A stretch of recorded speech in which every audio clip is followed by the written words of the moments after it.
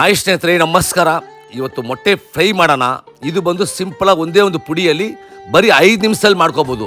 ಬ್ಯಾಚುಲರ್ಗಂತೂ ಇನ್ನೂ ಸೂಪರ್ ಕಣ್ರಿ. ಬಿಸಿ ಬಿಸಿ ಅನ್ನಕ್ಕೆ ಅಥವಾ ಚಪಾತಿಗೆ ಸಾಂಬಾರ್ ಜೊತೆಲಿ ತಿನ್ಬೋದು. ಟೇಸ್ಟ್ ಅಂತೂ ತಿಂತಾದ್ರೆ ಮತ್ತೆ ಒಂದ್ಸಲ ಕೇಳ್ಬೇಕಣ್ರಿ. ಬನ್ನಿ ನೋಡೋಣ. ಒಂದು ಬಾಂಡ್ಲಿಯಲ್ಲಿ ಕಡಲೆಬೇಳೆ, ಉದ್ದಿನ ಬೇಳೆ, ಜೀರಿಗೆ, ಸೋಂಪು, ಕಾಳ್ಮೆಣಸು, ಕಡಲೆ ಬೀಜ, ಧನಿಯಾ 2 ಸ್ಪೂನ್ ಹಾಕೊಳ್ಳಿ. ಬಿಳಿ ಎಳ್ಳು, ಒಣಗಿರೋ ಮೆಣಸಿನಕಾಯಿ, ಅರಿಶಿಣ ಪುಡಿ, ಉಪ್ಪು ಹಾಕಿ ಚೆನ್ನಾಗಿ ಫ್ರೈ ಮಾಡಿ ಪುಡಿಯಾಗಿ ರುಬ್ಕೊಳ್ಳಿ. ಒಂದು ಬಾಂಡ್ಲಿಯಲ್ಲಿ ಸ್ವಲ್ಪ ಎಣ್ಣೆ, ಸಾಸಿವೆ, ಹಸಿಮೆಣಸಿನಕಾಯಿ, ಕರಿಬೇವು ಸೊಪ್ಪು, ಮೊಟ್ಟೆನ ಬೇಯಿಸ್ಕೊಳ್ಳಿ. ಅರ್ಧ ಭಾಗ ಕಟ್ ಮಾಡ್ಕೊಳ್ಳಿ. ಎಣ್ಣೆಯಲ್ಲಿಟ್ಟು ಒಂದು 2 ನಿಮಿಷ ಬಿಟ್ಟು ರುಬ್ಬಿರೋ ಪುಡಿ ಹಾಕಿ ಮಿಕ್ಸ್ ಮಾಡಿ ರೆಡಿ ಆಯ್ತು ಮೊಟ್ಟೆ ಫ್ರೈ. ನನಗಂತೂ ಮಾಡೋವಾಗಲೇ ಹೊಟ್ಟೆ ಕವಾಣಿಸ್ತೈತೆ ಕಣ್ರಿ. ಬಿಸಿ ಬಿಸಿ ಅನ್ನಕ್ಕೆ ಬಾರಿಸ್ಬಿಟ್ಟೆ.